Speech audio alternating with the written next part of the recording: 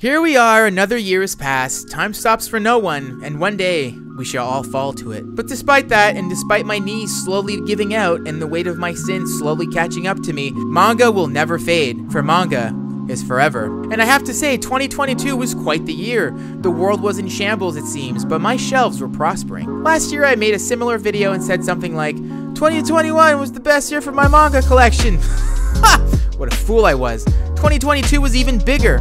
I started tons of new series, some older and some brand new. I completed a few series, and I even stopped collecting 3 series that were just not doing it for me, which is a huge deal because I have a hard time letting go. Quite the year indeed. Today, I want to share with you some of my highlights of 2022 and my 2023 wish list. So let's get into it. Before we get started though, I'd like to welcome you to MangAnalysis, where I do little videos about the manga I've been reading. If you like what you see and would like to see more, make sure to subscribe and leave a like, maybe even leave a comment. Let's get a conversation going. So the last video I posted on this channel, I shared with you all my favorite new series of 2022, and today I'll share with you some other highlights of the year. I'll keep it brief because I really want to share my wish list. Highlight number 1, I finally hopped on the Urasawa bandwagon. I hopped on that wagon hard and I'm never getting off. I started with Monster and Pluto, and I'm currently making my way through 20th Century Boys.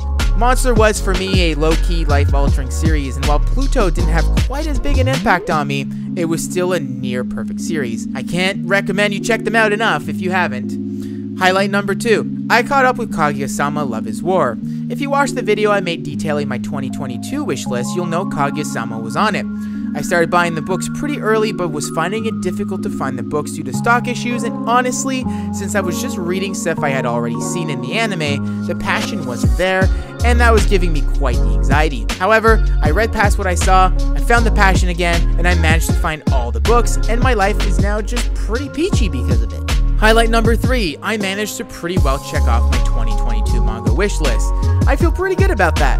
One series I wasn't able to get because it straight up just didn't come out in 2022, and the other one was just too big an investment to start. That's okay, that happens, and I'm in no rush. So that's it for my big highlights of 2022. Now let's move on to my 2023 wish list. I have more series that I'm hoping to pick up this year, but these are the big ones. The ones I want to get on release day, the ones I won't even read reviews for, the ones I'm going for rain or shine. Well, we'll see, budget and space permitting.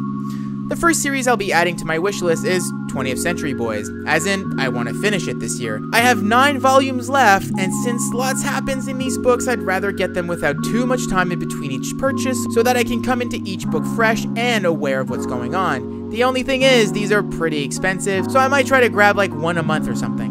Next up, we have Flowers of Evil, Soul Eater, Inuyasha, and Asadora. These are 4 series that are currently already out at the moment that I would like to catch up to.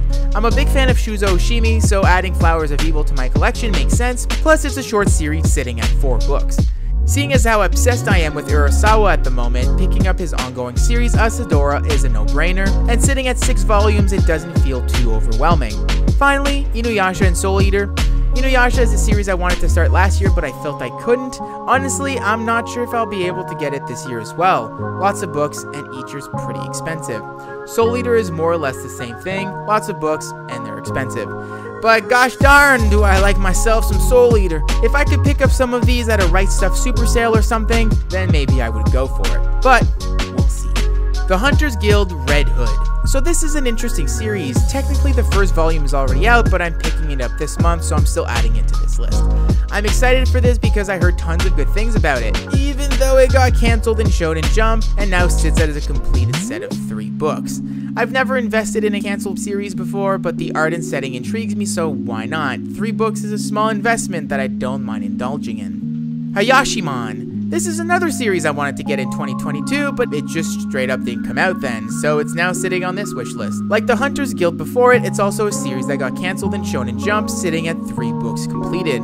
The thing is, I really like the author's last series, Hell's Paradise, so trying out this one, especially only at 3 books, just feels right to me. I don't care that it got cancelled, I'm going for it. Her Shoten. Okay, I'll be real, the plot premise of this series doesn't interest me whatsoever. In fact, I even read the first chapter online, which is something I rarely do, and I didn't even love it. The only reason I'm picking this up is because my idol, Takeshi Obata, is in charge of the art.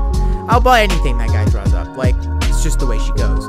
So, best case scenario, I read it and end up liking it. Worst case, I have a few books I only go through for the art. If that's the case though, I'm just hoping it doesn't go on forever. Shogun X. Just like the last series I mentioned here, this is another one I'm strictly picking up for the clout of the artist, Sui Ishida. If you don't know, he's the brain behind Tokyo Ghoul.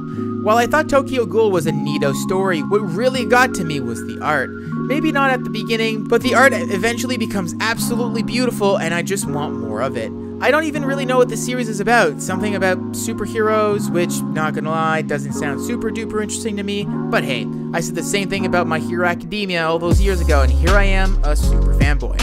So let's go, Shogun X. Let's see what you're made of, plus ultra.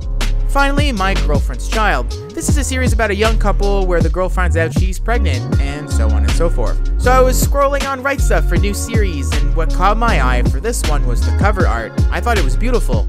And then the title was peculiar. After reading the summary, I was pretty intrigued. I'm at the point in my life where children are still kind of a question mark, but I enjoy learning about the whole parenthood thing, and if I can read a manga about it, that sounds pretty cool to me. So let's get it.